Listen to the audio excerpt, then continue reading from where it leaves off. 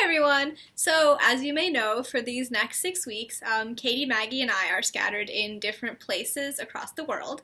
And so we're doing a series called Back Atcha, where we're all going to talk about a specific topic and our specific takes on that topic. This week, we're going to be talking about sexism in film. So, I have a lot of experience with this. This is a lesser known fact about me, but I actually used to write reviews for romance novels, and I used to really love doing it. So I'm actually a huge romance buff. I watch a lot of rom-coms, and I read a lot of romance novels, and I write reviews, and, I have some pretty fiery takes on romance. It's like a pretty good genre to me. I remember when I was younger, I would write romance novels. I described romance as a genre, as like the mac and cheese of books, because I remember thinking it makes you just feel all warm and happy inside, like comfort food. Yeah, so this is something, I personally have a strong connection to. My first crush was on a fictional character, and I remember writing a book report about this particular book about the character I had a crush on. It was just like 10 pages of just a middle schooler's drivel of this one character. And so I wanted to talk about two specific stereotypes today.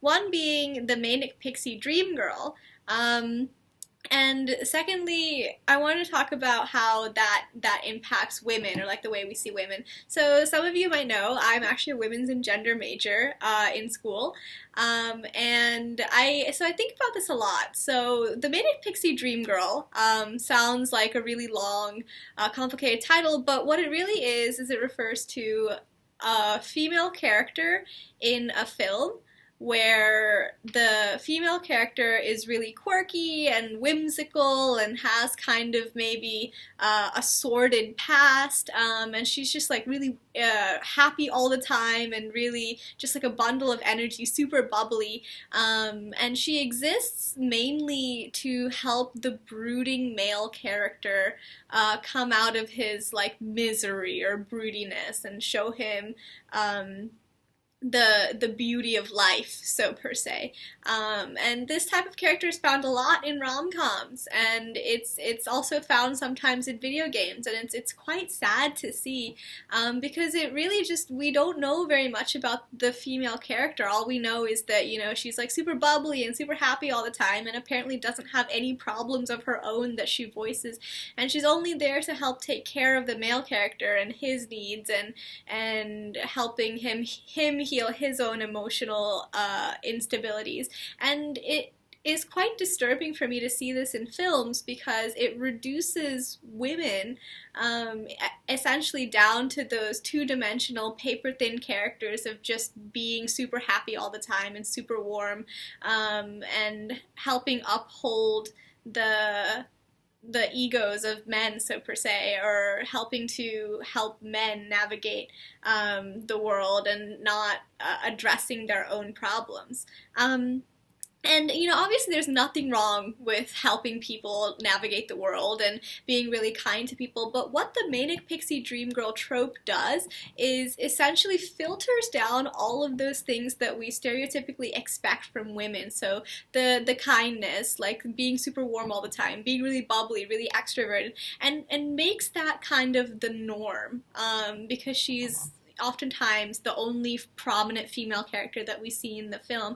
It makes it kind of the norm, that women are expected to do all of these things. And it also, secondly, slights women's problems. So for the manic pixie dream girl, we never see her problems or what she's dealing with or her past.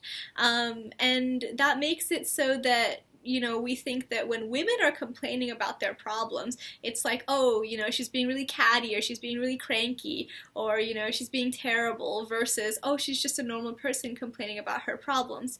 And so whenever I give critiques on films, people will always say to me, oh, well, it's just a movie. Like, you just have to watch a movie like a movie. And yes, sometimes that is the case. Like, I'm not going to watch Game of Thrones and immediately want to start murdering my family members. Like, people can recognize when things are a little extreme. However, media does matter for representation and for setting norms in society. So if we see the manic pixie dream girl trope happen over and over and over again in a variety of different films and different media, then it's going to be integrated into the general cultural psyche as kind of the norm, and we're going to want to expect that from women, and it limits how women are treated in real life too, because like I said, you know, women are in general expected to be warmer and like happier, more extroverted, and that trope just continues to augment that expectation and really limit women's expression in a way. And it's really quite bothersome to see it in film, because for me, when I watch a movie, I think, oh, you know, this, like, the script had to pass through so many eyes, and actors have to agree to, you know, act out those lines, and there are cameramen around watching, and just the amount of green lighting that goes into it, or the amount of, you know, supervision. I feel like if it gets to that point where it's like viewed in theaters and it's still problematic, it makes me feel like, oh, you know, this is already being normalized in society, and that's quite sad. So the manic pixie dream girl is really a trope that's so easy to fall into because it's generally how we characterize women, just in a more extreme context, and it's something that really impacts women in real life too, and something that we would do well to stay away from. So the second thing I wanted to talk about in films is the Bechdel test. So for people who don't know what the Bechdel test is, it's really just, it was a test invented by Alison Bechdel, and it is kind of like a gender equality test at a very baseline. And so what it is to pass the Bechdel test, you have to have a film with at least 2 female characters that both have a name, that both talk to each other about something other than a man. So when I was in women's and gender classes and I was learning about this test, I remember thinking to myself, wow, like that's such a low baseline, right? How can a movie not pass that? And it's actually quite surprising how many films don't pass that test. And, you know, just the thinking like, oh, this is such a low baseline, how can a film not pass that?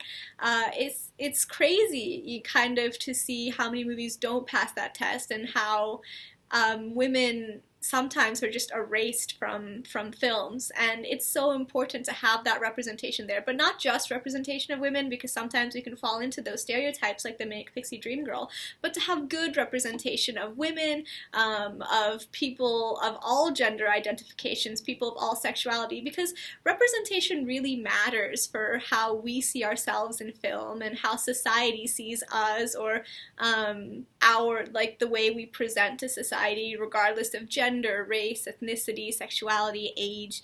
And so when we avoid tropes like the manic pixie dream girl, or when we make more rigorous tests from the Bechdel test, we hold ourselves to higher standards and create a more equitable society through media.